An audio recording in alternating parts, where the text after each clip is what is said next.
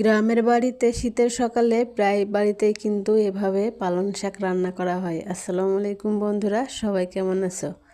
আশা করি সবাই অনেক ভালো আছো। আমি আলহামদুলিল্লাহ সকালের দোয়ায় অনেক ভালো আছি।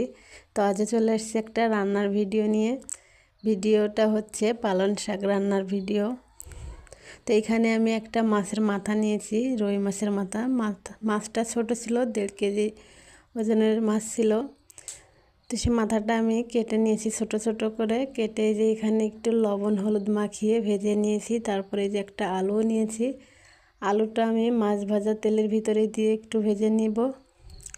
তো এইখানে মাছ ভাজা তেলের ভিতরে আমি আরও একটু তেলও দিয়ে দিয়েছি। দিয়ে সাথে এখানে আমি যে বেটে রাখা মশলাগুলো দিয়ে দিয়েছি।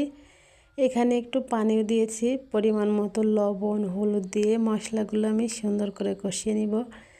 শাকের ভিতরে আলুটা একটু প্রথমে এভাবে ভেজে একসাথে দিলে কিন্তু আলুর কালারটা বেশি ভালো হয়, আর শাকের সাথে দিলে কিন্তু আলুর কালারটা একদম সাদা সাদা হয়ে থাকে। তারপরে এখানে যে আমি আরও অল্প একটুখানি পানি দিয়েছি। পানিটা যখন উতলে গেছে তখন আমি শাকগুলো দিয়ে দিয়েছি। আসলে তখনই পানি দেওয়ার কারণ হচ্ছে শাকে তো পরে পানি দিলে ভালো লাগে না, প্রথমেই যতটুকু দেওয়া হবে ততটুকু দিয়ে রান্না শেষ করলেই ভালো লাগে। আর পালং শাকে তো পানি লাগে না, একদমই অল্প লাগে, তার জন্য অল্প একটু দিয়েছি। আর শাকগুলো কিন্তু আমার খুবই ভালো ছিল, দেখলেও বোঝা যাচ্ছে।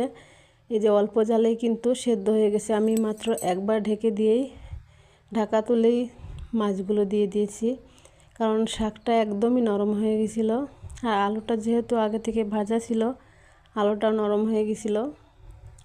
তারপরে যে মাছগুলো আমি দিয়ে দিয়েছি। আসলে আমার কাছে মনে হয় শাকের ভিতরে এইভাবে মাছের মাথা কেটে দিয়ে রান্না করলেই খেতে বেশি মজা লাগে। আমি একটু মাছের মাথা দিয়ে সব সময় শাক কিংবা করলা কিংবা ডাউল রান্না করে থাকি, আমার কাছে কিন্তু বেশ ভালোই লাগে। এই যে নেড়ে চেড়ে কিন্তু আমি ঢাকা দিয়েছিলাম, তারপরে ঢাকা তুলে আবারও একটু নেড়ে চেড়ে দিয়েছি। রান্নাটা কিন্তু আমার প্রায় হয়ে গেছে, আর অল্প কিছুক্ষণ জাল করলেই হয়ে যাবে।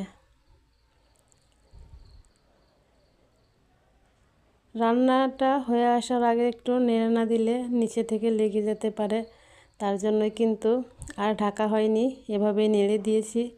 তারপরে এই যে নামিয়েও নিয়েছি। দেখতে কিন্তু মাশাআল্লাহ অনেক বেশি সুন্দর হয়েছে, আর খেতেও কিন্তু অনেক বেশি মজা হয়েছিল। তো সবার কাছে আমার এই ভিডিওটা কেমন লাগছে সবাই কিন্তু লাইক কমেন্ট করে জানাতে ভুলবে না। তো সবাই ভালো থেকো, আমার জন্য দোয়া করো, আমিও সবার জন্য দোয়া করব। তো সবাই ভালো থেকো।